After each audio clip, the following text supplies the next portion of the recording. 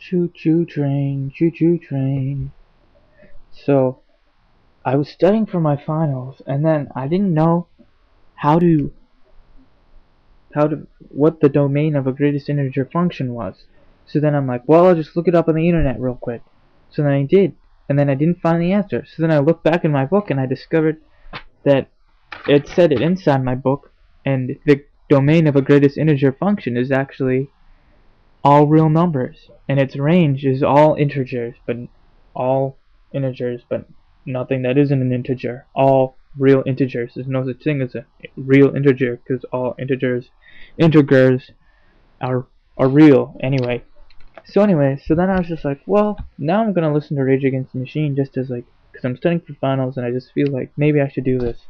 This is a nice song, and I was listening to it and I'm like, oh, I like Rage Against the Machine because it reminds me of my political disgruntledness with the political system. Then I thought about how politics is just like, the government is what's important. Barack Obama is part of our government. Politics is just everyone lying to each other and sort of giving each other half-truths about what they actually believe in. That's what politics is, and that's a real waste of time, and we should get away from politics. But then I was thinking, I'm going to start a political party, and ironically call it the Fundamentalist Christian Party, but it's actually just going to have all my beliefs, which are actually very ecumenical Christian beliefs.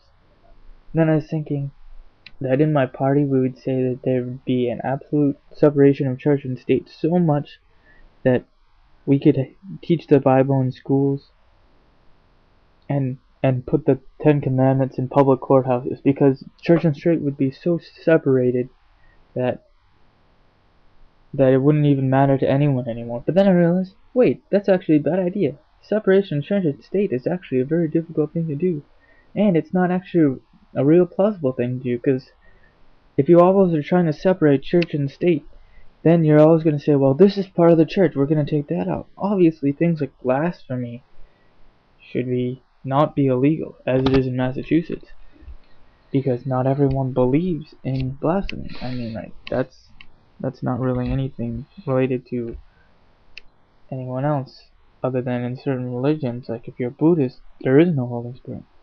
The thing is, every single one of these religions and political ideologies claims to be the sole truth, but in reality, there is no sole truth in anything, and I base this on like a really dilettantic view of chemistry and like atomic structure. How like you never know where the electrons are gonna be.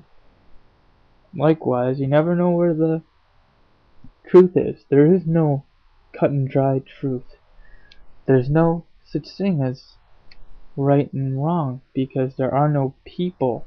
Like, if there's only rocks, would there be right and wrong? There'd just be nothing. And people just acting is considered right and wrong. But I don't really want to get into that, because people will call me out on that. I guess maybe that's beside the point. Anyway. So anyway, then I was realizing, wait a minute, separation of church and state is not a good idea. In fact, and this is because the state is comprised of and is made out of all the people who are in the state. And they all get together and make the state, which is a representative of the people. The state is for the people and by the people and of the people. So therefore, if the people of it go to church, then the state would have to reflect that. And since the state is made up of all these people who go to church, then that means that they're gonna have to do some church going stuff.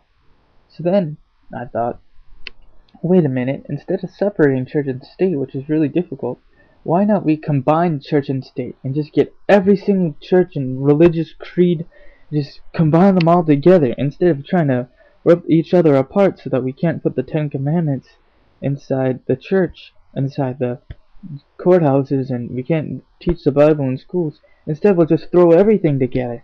So instead excluding completely everyone, how about we just include completely everything?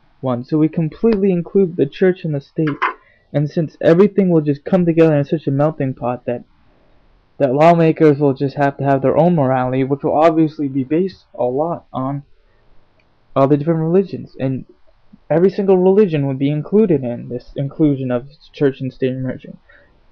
Obviously, you wouldn't have the church controlling the state, or the state controlling the church. You just have religion and the church getting together and being friends with each other and working out.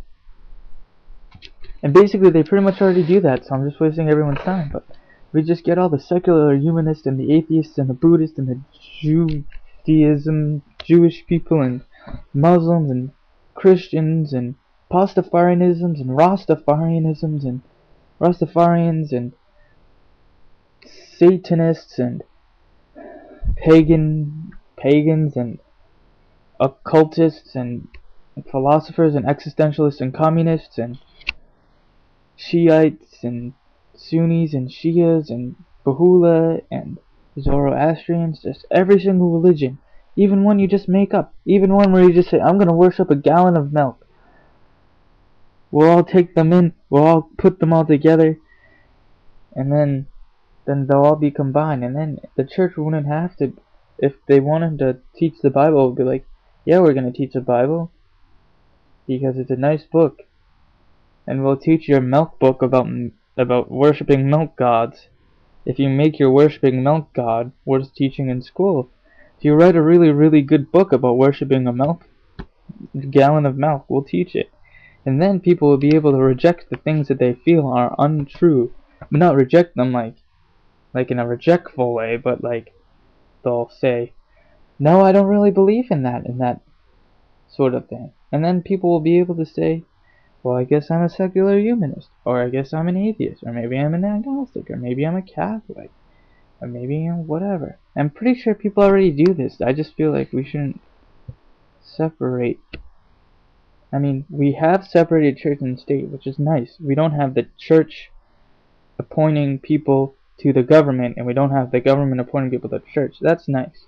But we should all make our religions be part of the moral fabric. Oh yeah, another religion I forgot is general non-religious.